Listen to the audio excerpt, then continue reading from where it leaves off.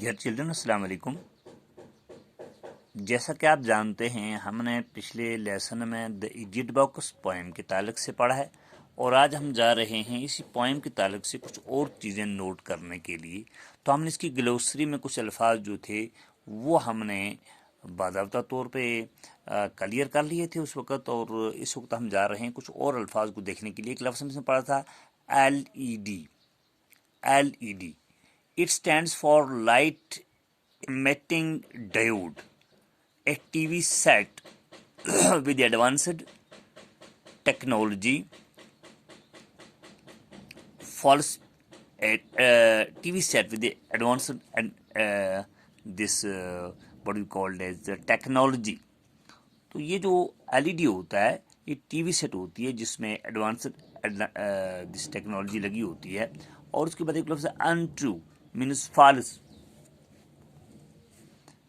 False pictures, untrue का मतलब होता है फॉल्स मसनवी pictures of man and women shown on TV.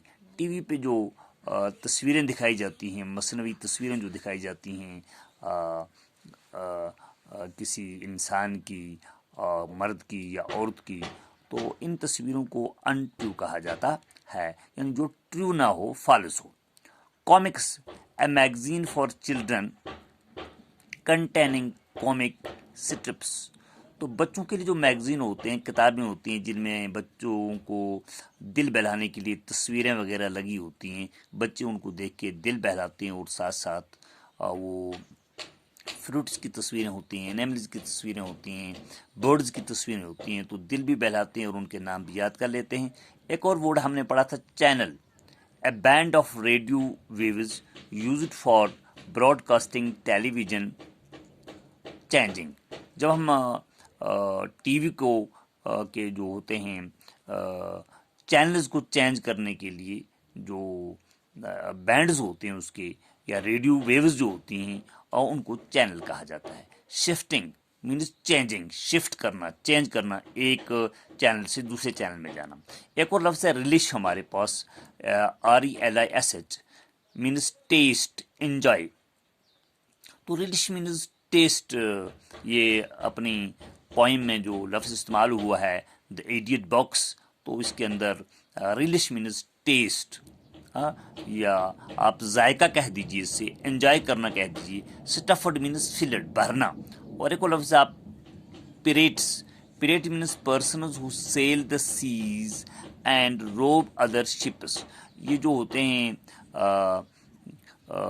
वो लोग जो समुंदर में सफ़र करते हैं और दूसरे जहाज़ों को जो करते हैं वो रोब करते हैं, रोबर्स जो होते हैं उनको पिरेट्स कहा जाता है। फिर ग्लास जो है हमारे पास एक उस glass, GLASSES glass mean spectacles, जिसे आप ऐनक कहते हैं या चश्मा कहते हैं। कंट्रैक्ट और टू मेक स्मॉलर, तो चीज़ों को थोड़ा छोटा करके दिखाना। तो इस तरह से ये जो टफ वर्ड थे आज के हमारे सबक में द इडियट बॉक्स में। तो इडियट बॉक्स जो हमारे पास ये क्लियर समझ लेना, ये पोएम जो हमने इस वक्त अभी पढ़ी, इडियट बॉक्स जो पोएम पढ़ी इस वक्त हमने, तो हमारे सामने ये पोएम आप देख रहे हैं, ये पोएम जो है ये आपके सामने लगी हुई है द इडियट बॉक्स। तो इस पोएम से एक बात समझ आती है कि भाई द इडियट बॉक्स किससे कहा गया है। तो बच्चे बैठे रहते हैं टीवी के पास, उसके चैनल और रिमोट से बदलते रहते हैं, दिन भर लेजी होकर बैठते रहते हैं, बाहर की दुनिया से कोई ताल्लुक नहीं होता है। तो इसलिए टीवी को, टेलीविज़न को इडियट बॉक्स कहा गया है। हम कम से कम एक दो क्वेश्चन इसके या 3 क्वेश्चन अभी देखते हैं। पहला क्वेश्चन जो है आप चलिए देखिए, क्वेश्चन के पेज पर रीडिंग फन पे देखेंगे आप, what do you understand by the idiot box. What do understand by the idiot box. अब इडियट बॉक्स किससे समझते हैं, क्या है इडियट बॉक्स। तो इसका जवाब है इडियट बॉक्स मीन्स ए टेलीविजन सेट और एन इलेक्ट्रॉनिक डिवाइस।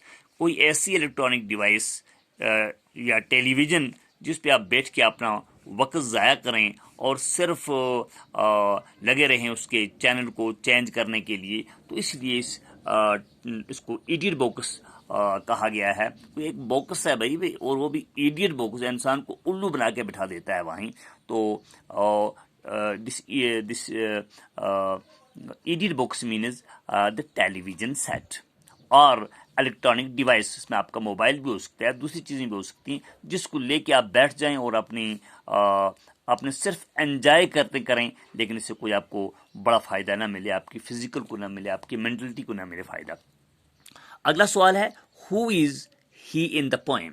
पोएम में ही कहा गया है, ही किससे कहा गया है? तो इसका जवाब है, he is referred to a child in the poem who is watching TV.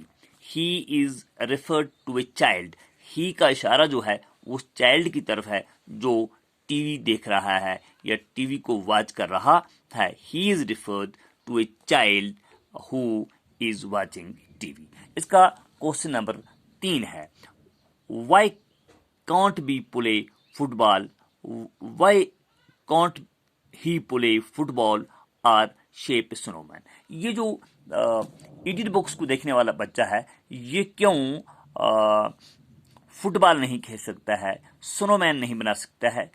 और इसका जवाब है, ही कांट प्ले फुटबॉल और shape A snowman because he watch TV all the day. जब ये पूरा दिन टीवी के साथ लगा होता है तो इसकी आंखें टीवी के साथ लगी होती हैं, आंखें धुंधला जाती हैं और फिर ये क्रेजी और लेजी बन जाता है।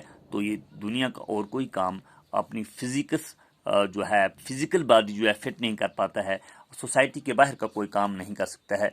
This is the man thing. यही वजह है कि ये आदमी फुटबॉल नहीं खेल सकता है, या फुटबॉल का मसला ही नहीं है, बल्कि बाकी बाहर की चीज़ें जो है उनको एंजॉय नहीं कर सकता है, उनसे इस्तेफादा नहीं कर सकता है, फ़ायदा नहीं उठा सकता है। This was something about the difficult words of this very lesson, the idiot box, and 3 questions. इंशाल्लाह बच्चों अगला जो हमारे पास इसके चंद सवाल रह जाते हैं और वो कल देखते हैं, कल करते हैं। अपना ख्याल रखिएगा।